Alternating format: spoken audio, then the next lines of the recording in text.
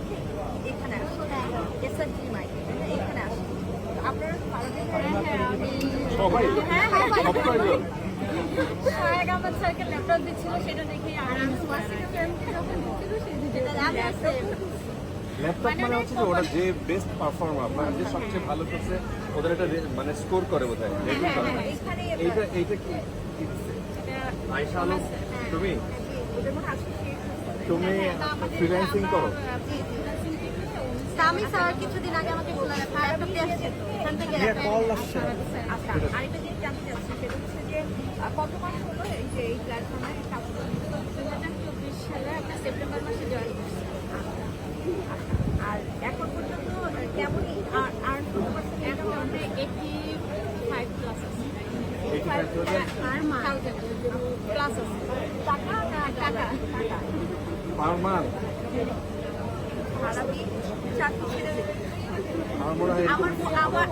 আমি করতেই চাই না, আমি ফ্রিল্যান্সার হতে চাই। এদের যা গল্প শুনলাম কারণ হচ্ছে আমার কাছে মনে হয় যে চাকরিতে সবচেয়ে বড় সমস্যা স্বাধীনতা নেই, আর এখানে স্বাধীনতা হচ্ছে টাকা আছে। একটা মাসে 85 মানে আপনি হাউস ওয়াইফ বাসায় থেকে কাজ করেন, আগে থেকে হাউস ওয়াইফ ছিল? মানে বাসায় থেকে কাজ করে প্রতি মাসে 50,000 টাকা প্লাস।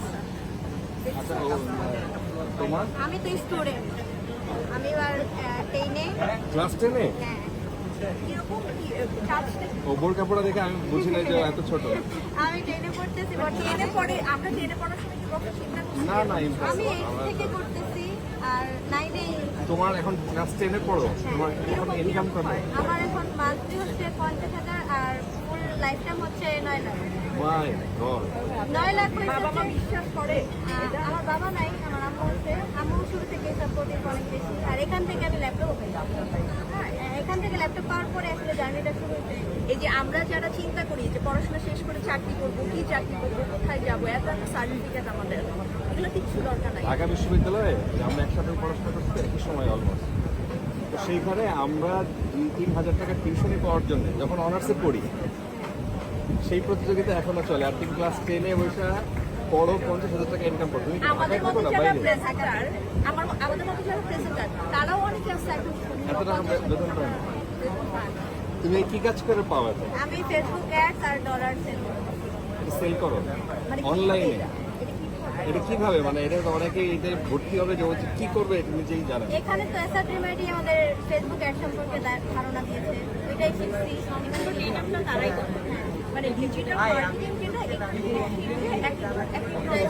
আমি আমার ধারণা আমাদের মার্কেটিং সেক্টরটা আসলে অনেক বড়, অনেক বড়। এখন এত বড় সেক্টরটা সবাই আসলে একসাথে ম্যানেজ করা সম্ভব না। কেউ অ্যাডস নিয়ে করতেছে, কেউ এসইও নিয়ে করতেছে, কেউ ভিডিও নিয়ে করতেছে। যে যেটা সুবিধা মনে করেছে সেটা করতেছে। তা আমি এখন ফেসবুক অ্যাড নিয়ে এইখানে ইন্টারেস্টিং ব্যাপার হচ্ছে যে আমরা যেখানে দাঁড়ানো একটু ঘোরায় দেখো, এখানে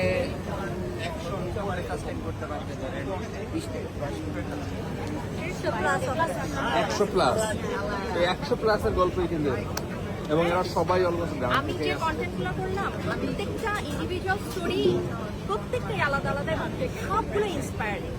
আমার ওদের গল্প শুনে মনে হচ্ছে যে কেন মানে কেন চাকরি করতেছি, কেন চাকরি করি, কেন আমরা চাকরির পিছনে দৌড়াই। আসলে আমাকে সবচেয়ে বেশি মেইল করে, আমার মেইল অ্যাড্রেসটা দেওয়া আছে, সবচেয়ে বেশি মেইল করে যে চাকরি চাই। এখন সে অনার্স পাস বা মাস্টার্স পাস, এখন সে যে কি করবে সে নিজেও জানে না। আমাদের পড়াশোনাই এরকম। এই আপুকে দেখেন আপনারা, সে ঘরে বসে প্রতি মাসে 85,000 টাকা ইনকাম করে, আর আমরা বাসা থেকে বের হই চাকরির উদ্দেশ্যে, রাস্তায় 2 ঘন্টা। হ্যাঁ, সে হাউস, এটাই তো বললাম, ঘরে বসে মানে একদম পিওরলি সে তার বাচ্চাদের টেক কেয়ার করতেছে, রান্না বান্না করতে না, সবই করতে পারতেছে। আমরা রাস্তায় বের হই, 2 ঘন্টা জ্যামে বসে অফিস যাই, অফিসে গিয়ে 4-5 ঘন্টা ধরে নিউজ পড়ি, আবার 2 ঘন্টা পরে বাসায় আসি। বাসার চিন্তা, অফিসের চিন্তা, মানে সবকিছু মিলায় এটা আমার কাছে মনে হচ্ছে যে এটা আমার মনে হয় যে মেয়েদের জন্য আরো বেশি কার্যকর। মেয়েদের জন্য কারণ বাংলাদেশে ওই যে এশিয়ার একটা রিপোর্ট এরকম ছিল, অ্যাকশন এইডে, ওরা বলছিল যে বাংলাদেশের মেয়েদের তো কোনো রিকগনিশন নাই কাজে। মানে তারা সংসার করে, তারা হচ্ছে রান্না করে, তারা বাচ্চা পালে, তারা হচ্ছে মানে হাজব্যান্ডের সাপোর্টিং সব কাজ করে। তো ওর কাজের কোনো রিকগনিশন, ওর কোনো স্যালারি নাই, কোনো বেতন নাই। হাজবেন্ড বাইরে থেকে যে কাজটা করে আসছে তার একটা বেতন থাকে। হাজবেন্ডকে গিফট করে দেয়। হ্যাঁ, নিজের টাকা দিয়ে সে দিচ্ছে, মানে এটার অন্যরকম একটা মজা, তাই না? নিজের টাকা- বাংলাদেশে আমার মনে হয় যে আমাদের কালচারটাই এরকম হয়ে গেছে, মানে পুরুষরা কাজ করবে 100%, নারীরা মনে হয় বেকার থাকবে অর্থাৎ কাজ করবে না, এরকম মনে হয় 90%। সেই জায়গায় যদি মেয়েরা বাসায় বসেও তারা সংসার করেও তারা তাদের ঘর সামলানোর পরও যদি এই কাজের সুযোগ পায় যে বাইরে যাওয়ার দরকার নেই, তাদের কাছে ফোন আছে বা ল্যাপটপ আছে, এইটুকুই তো, নাকি আর কিছু লাগে? মানে একটা ফোন আর ল্যাপটপ ফোন দিয়ে ফোন দিয়ে প্রথমে 1 লাখ টাকা, তারপরে 1 লাখ টাকা ইনকাম করে 1 কি? লাখ করার পরে হচ্ছে যখন একাডেমিকে জানাই এটা, তখন বলি যে আমি তো পারবো, তখন এখান থেকে ল্যাপটপ দেওয়া হচ্ছে। আচ্ছা, এরপরে এই ল্যাপটপ পাওয়ার পর এখন 9 লাখ। 9 লাখ। ক্লাস 10 এ পড়ে, সে বলতেছে আমি মাসে 1 লাখ টাকা ইনকাম করছি। আমরা যখন ক্লাস 10 এ পড়ছি, 1 টিফিনের লাখ টাকা টাকা আমি নিজের চোখে দেখি নাই কেন? আরে 1 লাখ টাকা বাদ দাও, টিফিনের টাকা নেয়ার জন্য, মানে টিফিনের টাকা একটু বেশি নেওয়ার জন্য 20 টাকা বরাদ্দ থাকলে এখানে 30-40 টাকা নেওয়ার জন্য যে ফাইটটা আমাদেরকে দিতে হতো, আর সে বলতেছে আমি যখন মাসে 1 লাখ টাকা, মানে এটা চিন্তা করো তুমি। আমি এই প্ল্যাটফর্ম সম্পর্কে আসলে আমার ধারণাই ছিল না। ওরা আমাকে ফোন করে বলছে তুমি ওদেরকে নাম বাংলাদেশে ইন্টারেস্টিং ব্যাপার হচ্ছে যে বাংলাদেশে এখন প্রায় $2 বিলিয়ন আসে এদের থেকে। মানুষ জানে না, প্রায় $2 বিলিয়ন এই ইকোনমিতে যুক্ত হয়। বাংলাদেশে সবাই বিদেশ বলতেই অথবা রেমিটেন্স বলতেই বোঝে যে বিদেশে যাবে, হাড় ভাঙে হাঁটুনি কাটবে, সেখানে চাকরি করবে গিয়ে। না, উল্টা যেহেতু ডলার আসে ওরা আরো ওইটা গভর্নমেন্টের ইনসেন্টিভ দেয়। তো এদের বিষয়টা অর্থাৎ $2 বিলিয়ন যখন ইকোনমিতে যুক্ত হয়, এইটা ওইরকম কোনো রিকগনিশন এদেরকে না, গভর্নমেন্টও দেয় না কোনো রিকগনিশন, প্লাস হচ্ছে বেসরকারি প্রতিষ্ঠানও কেউ কেয়ার করে না। তো এই জায়গাটায় যদি একটু কাজ করা যায়, মানে মানুষকে যদি ইন্সপায়ার করা যায়, মানুষকে যদি জানানো যায় বাংলাদেশে এরকম বেকার থাকার কোনো সুযোগ নেই, ছেলে হোক মেয়ে হোক। বিশেষ করে আরেকটা জিনিস, একটা বিশাল বড় একটা অংশ হাউস ওয়াইফ, আরেকটা হচ্ছে বিশাল অংশ স্টুডেন্ট। তো এই দুইটাকে যদি এই প্ল্যাটফর্মে আনা যায়, এই দুইটা অংশকে এই প্ল্যাটফর্মে আনা যায় এবং তাদেরকে খুব প্রপার একটা গাইডলাইন দেওয়া যায়, আমার কাছে মনে হয় যে বাংলাদেশের ইকোনমিটা অনেক বড় হবে। এক্স্যাক্টলি। আমাদের থেকে অনেক ইন্সপায়ার হয়েছে, এটা আমি মানি, কারণ এখন পর্যন্ত অনেকবার ভিডিও বানানো হচ্ছে। আমি নিজেই কমপক্ষে 2700 স্টুডেন্টের সার্টিফিকেট দিচ্ছি। তাই নাকি? দেখা যায় আমাদের দেখে আমাদের কাছে জানতে চায় যে আসলে কি এটা সম্ভব? সত্যি কি না। না, এই ভিডিও দেখে অনেকে মনে করবে যে আসলে কি এটা সম্ভব, না, কারণ আমার কাছে আমিও কনফিউজ, মনে কারণ আমি যেহেতু নিজে প্র্যাকটিক্যালি করি নাই, বাট এইরকম আমার 50-60 জনের বেশি রোদের মতো যাদের সাথে কথা বলছি, মানে যার সাথে কথা বলছি প্রত্যেকেরই আলাদা আলাদা গল্প। আমি ওর বাবা নাই, তুমি এখানে কেন আসছো, মানে কেন আসছিলে, তুমি আসছিলে? আমি আসছিলাম যেহেতু আমার আপু ছিল না, তো চিন্তা ভাবনা ছিল পড়ার পরে একটু ব্রেক টাইম পাইছি এই যে এক্সাম দেওয়ার পরে, তখন ফ্যামিলির টাকা পয়সার সমস্যা ছিল, তো তখন ওই বয়সে আসলে জব করা পছন্দ, কে আমাকে দেবে? ক্লাস 8 তো তখন ভাবতেছিলাম যে অনলাইনে কিছু একটা করা যায়, ওরকম করতে করতে 4-5 মাস আমি বুঝছি পাই নাই। তারপরে সার্টিফাইডে এরকম আপনার ভিডিও দেখছি, বাসায় অনেকবার বুঝে করছি, 4,000 টাকার জন্য অনেক কান্নাকাটি করা হয়েছে। 4,000 টাকা ছিল কোর্স ফি। তখন 4,000 টাকা। তো এখন কত? এখনো 4,000 এর ভিতরে তো অনেক 4,000 টাকার জন্য তোমাকে অনেক কান্নাকাটি করতে হয়েছে। তখন আব্বু যেহেতু ছিল না, আম্মুর পক্ষে পসিবল ছিল না টাকা ম্যানেজ করা।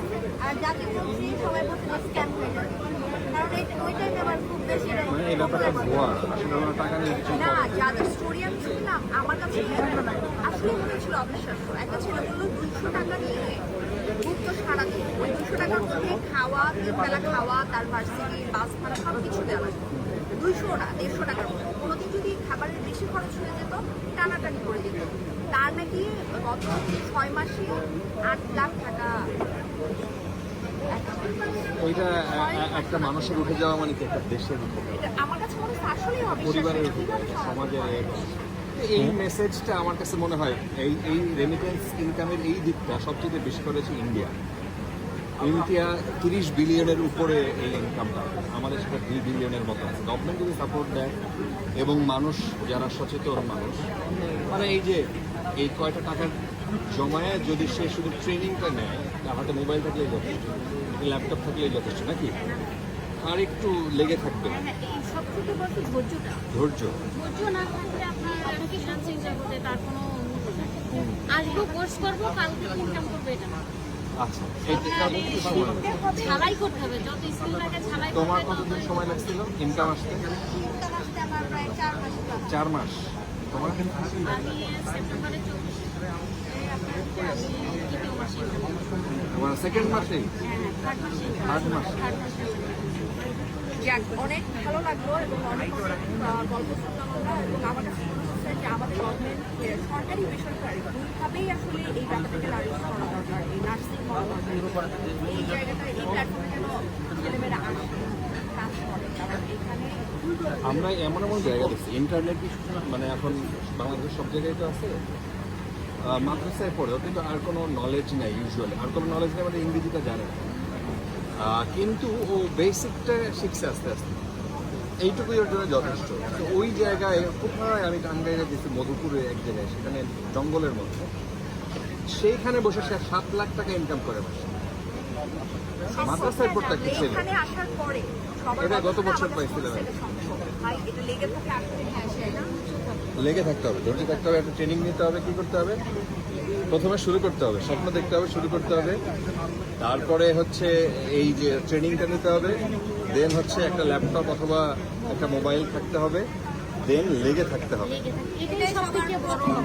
সবার প্রথম যে আর ধৈর্য আমার থাকতে হবে। মতো আমার মতো যারা চাকরিজীবী নারীরা আছেন, যদি ঘরে বসে আরাম করে অর্থ উপার্জন করতে চান, কোনো কষ্ট করবেন না, এবং পায়ের উপরে পা তুলে বসে নিজে মানে নিজের চাকরি নিজেই তৈরি করতে চান, তাহলে যে মতো হন। আমার মনে হয় না। তোমার হাত দিয়ে কি কেউ চাকরিও পাইছে? মানে এই কাজটা তুমি অন্য কাউকেও দিচ্ছ?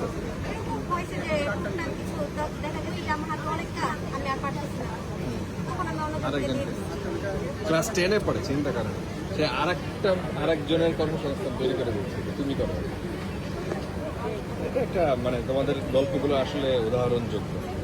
তোমাদের কথা শুনে আসলে মানুষ ইন্সপায়ার্ড হবে এবং তারাও আসতে চাইবে। আমাদের মতো মানুষের কিন্তু ইন্সপায়ার হবে। যেমন আমারই নিজের মনে হচ্ছে যে চাকরি আমি ছেড়ে দিতে পারে।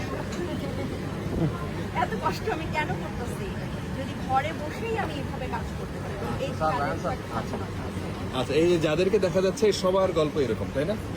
এখানে সবার গল্পই হচ্ছে এরকম। আমরা আসি এসআর ড্রিম আইটিতে, এটা একটা প্ল্যাটফর্ম যারা ডিজিটাল মার্কেটিং সহ আরও অনেক কিছু শেখায়। এরকম আরও অনেক প্ল্যাটফর্ম আছে, আপনারা ফেসবুক বা সোশ্যাল মিডিয়ার মাধ্যমে জানতে পারবেন। তো কাজটা শিখলে লাভ আছে, তাই না? হ্যাঁ, থ্যাংক ইউ।